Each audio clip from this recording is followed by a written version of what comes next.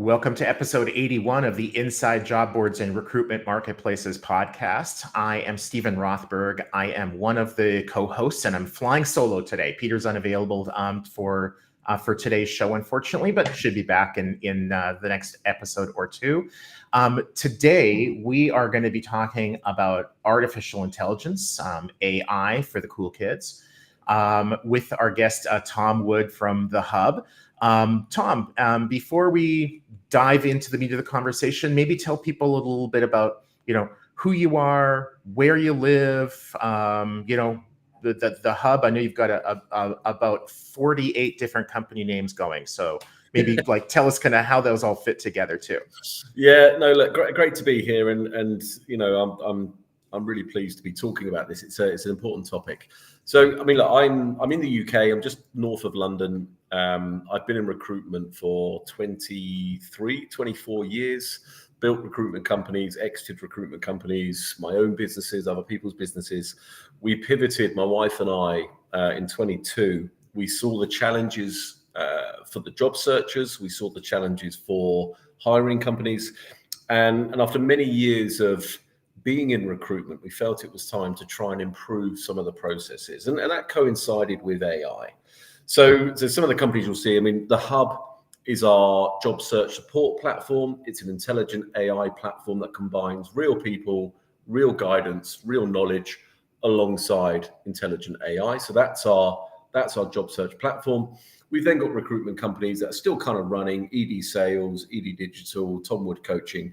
There's some kind of old businesses that will kind of just peter away, if you like. The focus for us right now is The Hub, ED Hub, which is the parent company. And ultimately, our goal is to enable job searchers to get hired quicker and easier, overcome the challenges, utilize AI the right way. And then along the journey, we'll start to help hiring companies, agencies, etc. We want to improve the processes. So it sounds like a lot of sort of the main business, if you will, is focused on helping the job seeker. Like that's your primary focus. It's primarily candidate focused. So are the job seekers your clients then? Do they pay you for assistance or? So what we saw in 22 was this shift in the job market where suddenly job searchers were struggling to get hired. And I think that the pivotal moment for that was COVID. The pivotal moment for that was remote working. And all of a sudden the talent pools became much bigger and the choice was much bigger. So if you look at the USP, if you like, so where I am, I'm in London or north of London. I would typically apply for a job that is a commutable distance to where I'm located. Yes. That was kind of part of my USP. I was suddenly the best person within a commutable distance. You open that up to nationwide. I'm not that attractive anymore. I'm not the best person in that region. You've got. Well, your wife would disagree. She would say you are very attractive. She might not. She might be thinking I've now got a wider pool to fish with.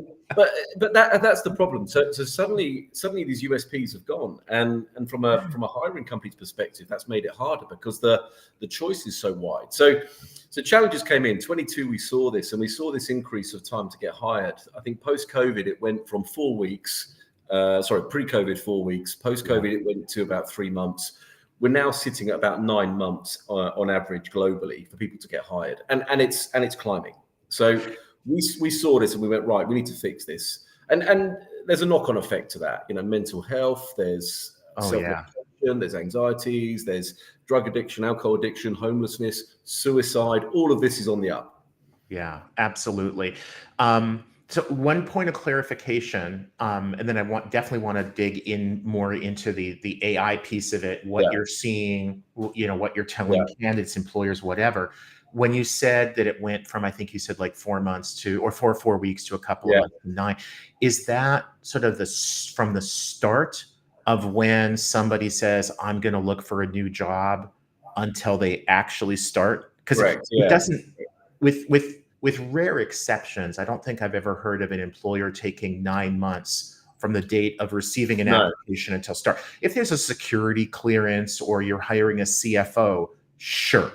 But if you're hiring somebody to make sandwiches, that's measured in days or weeks. So we're talking about the job searcher journey. So we're not talking about We're not talking about a specific hiring company's journey. So we're talking about the job searcher, from the job searcher saying, I'm going to now go and get a job, or from somebody being made redundant.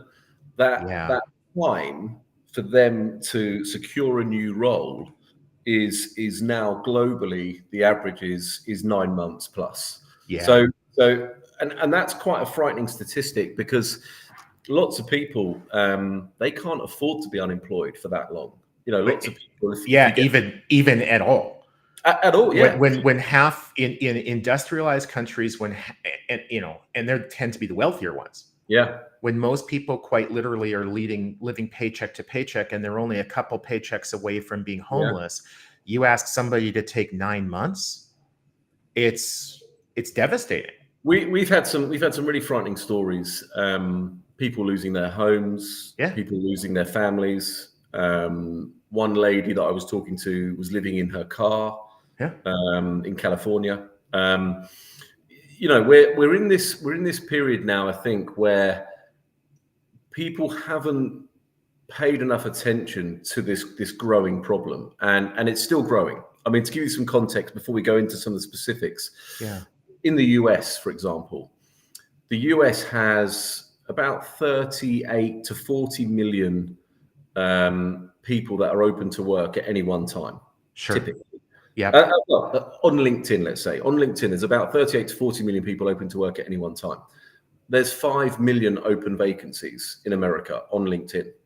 So you look at that and you kind of go, well, there's just not enough jobs for the amount of people that are now out of work. The UK is very similar. The UK, there's 5 million people open to work. There's 900,000 jobs on LinkedIn.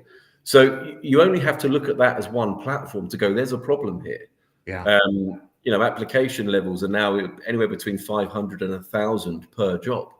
Yeah. So there's huge problems, and those problems, you can overcome them. Those problems are fixable, but it's about education, because the job searcher typically is still operating the same as they did pre-COVID.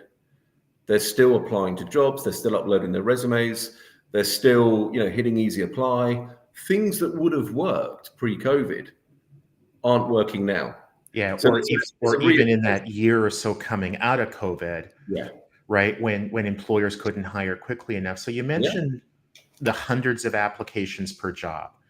How much of that, Tom, is attributable to AI? Because what we see in the media, what we hear from employers, what some job boards definitely talk about, is that there's a massive number of job applications being generated through bots, some of which are AI, some of which are not. But I think people sort of generalize and say it's all AI. But whether it's AI, whether it's bots, what are you seeing? Is it like, yes, there are a lot of applications being generated by AI, but it's still kind of unusual. Like the vast majority of them are manual, or do you think a lot of the increased numbers, like the majority, that's AI? Like where do you think we're at today? And it's a good question. I think if we think about the application process, I think you've got two avenues. You've got the real person who is applying. You've also then got AI systems that are applying on people's behalves. Now, both of those, the increase is because of AI. So if we take the real person, what's happened, and we'll take LinkedIn as an example. LinkedIn have created Easy Apply. Now, Easy Apply is a very, very basic application structure, because all it does is it will provide a job. The Easy Apply element will take your details, take your LinkedIn profile. You've probably uploaded a CV at some point in your history. LinkedIn might even create one from your LinkedIn. You just press a button, off it goes. Yeah, that's an element of AI in terms of it simplifying that process.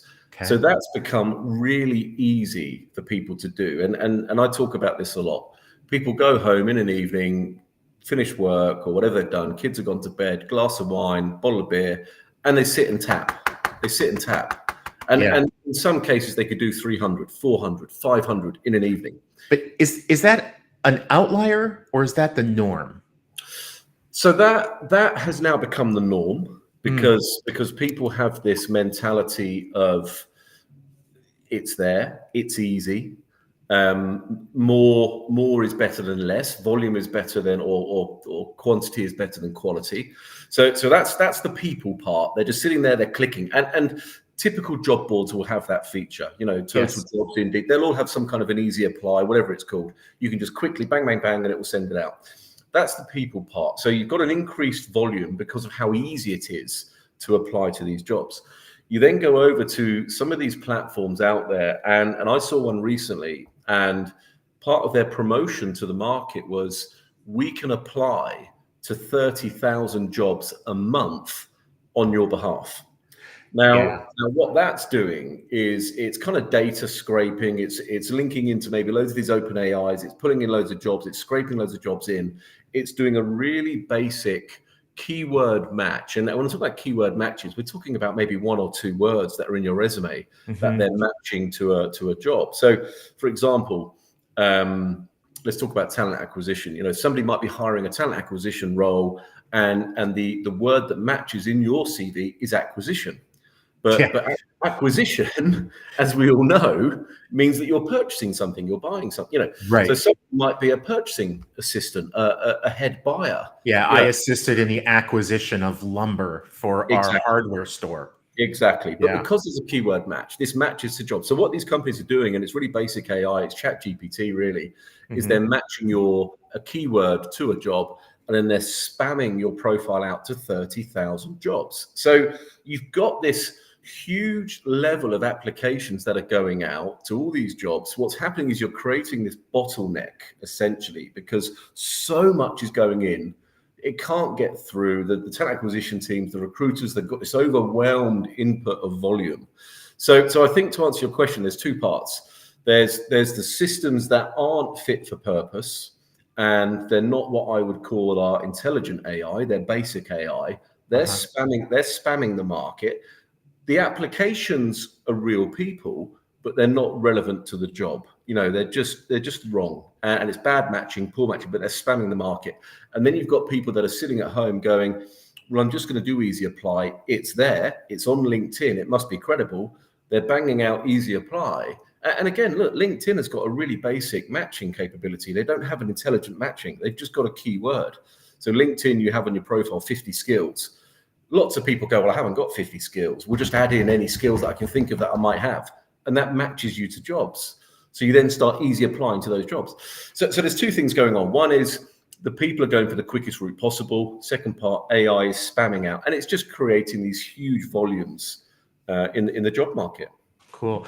We've got about 1 minute left. So the audience, the people who are listening to this podcast are primarily leaders of job boards, recruitment marketplaces, others that are very interested in industry. Yeah. Pull out your crystal ball. 2 years from now, what would you like to see job boards, recruitment marketplaces, whether it's a LinkedIn and Indeed, a Total Jobs, a College Recruiter, whatever? What would you like to see us be doing differently with respect to the job application process, the easy applies, the AI assisted? So I think, look, we're going down the AI route. So I think for us to say that we're not going to go or continue down that route would be naive. I think there has to be intelligent AI. So I think a lot of the what I would call basic AI systems that are out there need to be removed. We need to bring in intelligent AI that is programmed to think like a human and make assumptions and make assessments as a human would. I think the bar in terms of the AI has to be high. So if we're talking about job matching, we've got to have a high bar of job matching. And the intelligent AI that I'm talking about is job matching that doesn't just look at keywords. It looks at companies, it looks at industries, it looks at sectors, it looks at career development, it looks at how long have they been in that role, tenure, successes, and it makes an intelligent assumption based on that job matching. And the technology's there. Technology, we're using it on the hub. We have that technology, but it's more expensive. It's more detailed, it's more programmed. But by using that technology, the results are more accurate and they're less. So you remove this spam element from the market. So I think where I want to see the market in a few years' time, and we're not that far away from it, I want to see everybody using intelligent AI, reducing the volume, focusing more on quality, better matching, better assessments, better alignment, and the quality needs to go up. If we can do that, people are going to get more successes. Companies are going to get more successes.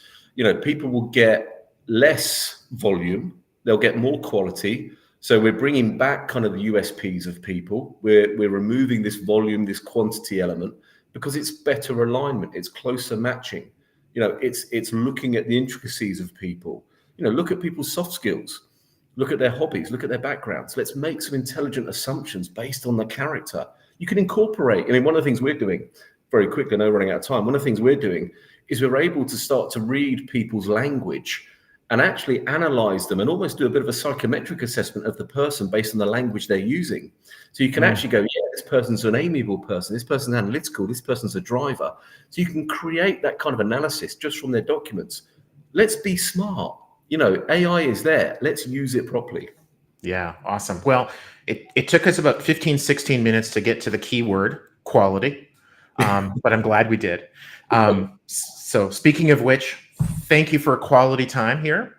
My pleasure. Been a pleasure talking with you, and thank you for sharing some of your insights and what you guys are helping job seekers, better understand and be better quality, if they might say. I think that's the key word, isn't it? Awesome. Cheers, Tom. It's been super. Thanks, Stephen. I really appreciate it. Bye-bye.